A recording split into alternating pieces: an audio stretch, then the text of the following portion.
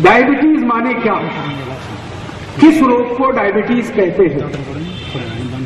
हमारे शरीर में हम जो कुछ भी खाते हैं, मैंने आपको कल भी कहा था, परसों भी कहा था, जो कुछ भी खाते हैं इसमें जो मीठा तत्व है जिसको हम शुगर कहते हैं, अंग्रेजी में कई बार उसको ग्लूकोज कहते हैं, सुक्रोज कहते हैं, फ्रक्टोज कहते हैं, ये शुगर के अलग अलग नाम हैं। तो भोजन के अंदर ये जो कुछ भी है ये शरीर को सबसे जल्दी और सबसे आसानी से ऊर्जा देने वाला तत्व है। आपने जो कुछ भी खाया शरीर उसको पचाएगा, और ये जो कुछ भी पचा हुआ तत्व है ये हमारे रक्त में जाएगा।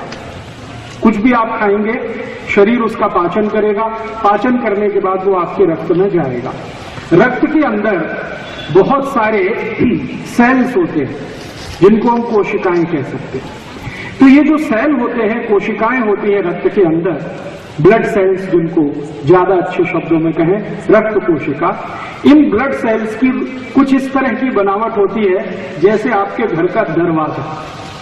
आपके घर में एक दरवाजा होता है, अगर ये दरवाजा बंद है तो आप अंदर घर में प्रवेश नहीं कर सकते। आप पहले दरवाजे पे कॉल बेल बजाएंगे, घंटी बजाएंगे, कोई दरवाजा खोलेगा, फिर अंदर आप प्रवेश करेंगे। तो हमारे रक्त के अंदर जो कोशिकाएं होती हैं वो ऐसे ही दरवाजे जैसी होती है। सामान्य रूप से रक्त कोशिकाओं का दरवाजा ऐसे बंद रहता है, रक्त कोशिकाओं का दरवाजा इस तरह से बंद रहता है।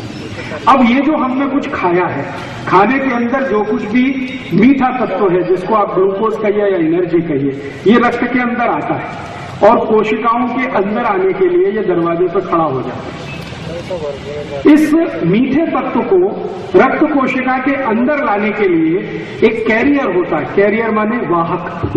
जैसे घोड़ा है, घोड़े पर बैठा हुआ घुड़सवार है, तो घोड़ा कैरियर है, घुड़सवार अंदर जाने वाला व्यक्ति है। तो एक कैरियर होता है, उसी कैरियर का नाम है इंसुलिन।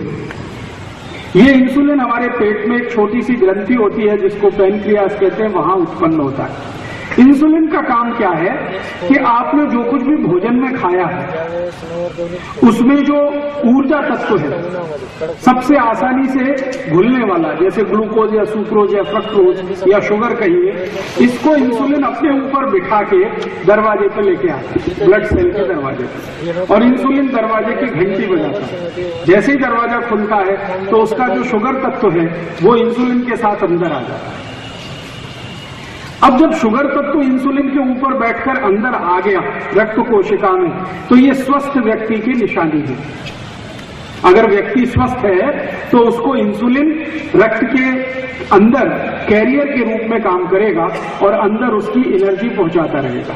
अगर किसी को डायबिटीज है तो क्या होता है, जिसको डायबिटीज है उसका जो इंसुलिन है वो अपने ऊपर सुक्रोज या ग्लूकोज या फ्रक्टोज को लेकर दरवाजे तक तो आता है लेकिन घंटी नहीं बजाता, कॉल बेल नहीं बजाता। आता है फिर वापस चला जाता है, आता है फिर वापस चला जाता है। तो ऐसी स्थिति में क्या होता है कि इंसुलिन के ऊपर बैठा हुआ जो ग्लूकोज है, सुक्रोज है, फ्रक्टोज है या शुगर है, वो ब्लड में ही घूमता रहता है, रक्त में ही घूमता रहता है, अंदर नहीं जाता रक्त कोशिकाओं। तो आप जब भी रक्त का परीक्षण कराते हैं तो उसमें शुगर निकल आती है, क्योंकि वो शुगर इंसुलिन के ऊपर बैठी तो हुई है लेकिन वो अंदर नहीं जा रही है कोशिकाओं में। और इसी स्थिति को डायबिटीज कहते हैं। डायबिटीज का सीधा सा मतलब है कि आपके शरीर में बनने वाली इंसुलिन आपके शरीर के भोजन में से निकलने वाले शर्करा तत्व को अंदर लेके नहीं जा रही है। इसका मतलब यह है कि इंसुलिन या तो आलसी हो गई है या इंसुलिन बनना कम हो गई। जब इंसुलिन आलसी हो जाती है तो डायबिटीज ठीक होना आसान हो जाता है, लेकिन जब इंसुलिन बनना ही कम हो जाती है तो डायबिटीज का ठीक होना थोड़ा मुश्किल हो जाता है। तो अगर इंसुलिन आलसी हो गई है तो इस आलसी इंसुलिन को थोड़ा तेजस्वी बनाए, इसका आलस्य दूर हो जाए, इसके शरीर में जो स्लगिशनेस आई है ये खत्म हो जाए, ये उद्देश्य होता है औषधि का। और या इंसुलिन बनना अगर बहुत ही कम हो गई है तो इंसुलिन ज्यादा बने। इन दोनों ही स्थिति में जो समझने की बात है वो ये कि किसी के शरीर में इंसुलिन आलसी कब होती है, ये एक ही कारण से होती है। जिसके शरीर में रक्त के अंदर कोलेस्ट्रॉल की मात्रा बढ़ गई हो, उसी के शरीर की इंसुलिन आलसी होती है। तो इसका मतलब क्या हुआ? इसका मतलब ये हुआ कि अगर आपके शरीर की इंसुलिन आलसी हो गई है, काम नहीं कर रही है ठीक से, तो उसके शरीर में कोलेस्ट्रॉल बढ़ गया है। तो कोलेस्ट्रॉल कम करिए तो इंसुलिन काम करना शुरू करेगी। तो डायबिटीज ठीक करना है तो सबसे पहले कोलेस्ट्रॉल कम करना पड़ेगा। ये बात सबसे आसान है समझना। तो इसलिए डायबिटीज के मरीज को कोलेस्ट्रॉल की चिंता ज्यादा करनी चाहिए बनिस्बत की शुगर की। हम शुगर खाएं कि न खाएं ये इतना महत्वपूर्ण नहीं है। इससे ज्यादा महत्वपूर्ण है कि आप ऐसा भोजन कभी भी न खाएं जो कोलेस्ट्रॉल बढ़ाता हो, क्योंकि कोलेस्ट्रॉल के बढ़ने से आपको डायबिटीज होती है। इंसुलिन उससे आलसी हो जाती है, काम करने लायक नहीं रहती। बहुत कम ऐसे मरीज होते हैं जिनकी पैनक्रियाज खत्म हो जाए या काम बिल्कुल ना करे और इंसुलिन बनाना बंद कर दे, ऐसे बहुत कम मरीज होते हैं। अगर 1 लाख मरीजों को हम देखेंगे तो उसमें से 8 या 10 मरीज ही ऐसे मिलेंगे जिनकी पैनक्रियाज बिल्कुल काम नहीं कर रही है या इंसुलिन बन नहीं रही है। लेकिन ज्यादा मरीज ऐसे मिलते हैं जिनके इंसुलिन तो बन रही है लेकिन वो एक्टिव नहीं है, आलसी हो गई है, काम करने में उसको तत्परता नहीं है, तेजस्विता नहीं है। तो आप उसको थोड़ा तेज बनाइए, एक्टिवेट कर दीजिए और उसका सबसे सरल उपाय है कि आपके शरीर में कोलेस्ट्रॉल थोड़ा कम कर दीजिए। तो डायबिटीज के मरीजों को सबसे ज्यादा काम करने की जरूरत है इस विषय पर कि उनका कोलेस्ट्रॉल कम हो। तो खान पान ऐसा रखिए जिसमें कोलेस्ट्रॉल कम से कम होता चला जाए।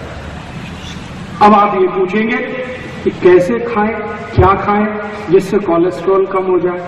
तो मैंने आपको कल एक बात बताई थी कि कोलेस्ट्रॉल कम करना है तो कभी भी डालडा मत खाइए, क्योंकि ये डालडा सबसे ज्यादा कोलेस्ट्रॉल को बढ़ाता है। डालडा किसी भी नाम से मिले, वो गगन के नाम से मिल सकता है, वो बजरंगबली के नाम से मिल सकता है, हनुमान के नाम से मिल सकता है, रुचि के नाम से मिल सकता है, किसी भी नाम से मिल सकता है। डालडा आप समझते हैं वेजिटेबल ऑयल, वनस्पति घी, ये बिल्कुल मत खाइए क्योंकि इसी से कोलेस्ट्रॉल बढ़ता है, तो ये मत खाइए। दूसरी कौन सी चीज ना खाएं जिससे कोलेस्ट्रॉल बढ़ता है? दुनिया में 2 ही चीजें हैं जिनसे सबसे ज्यादा कोलेस्ट्रॉल बढ़ता है। एक तो ये है वनस्पति घी, वो किसी भी नाम से मिले, और दूसरा है मांस, वो चाहे कोमड़ी का हो, मुर्गी का हो, चाहे मुर्गे का हो, बकरे का हो, बकरी का हो, भैंस का हो, भैंसे का हो, गाय का हो, किसी भी जानवर का मांस कोलेस्ट्रॉल बढ़ाता है। किसी भी जानवर का मांस कोलेस्ट्रॉल बढ़ाता है। इस बात को बहुत ध्यान से आप समझ लीजिए, सुन लीजिए।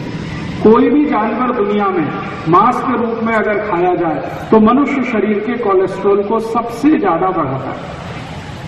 और दूसरा कोलेस्ट्रॉल को बढ़ाने वाला जो कारक है वो है डालडा, गगन, रुचि, सोया, ये वनस्पति घी जो अलग अलग नामों से दिखता है।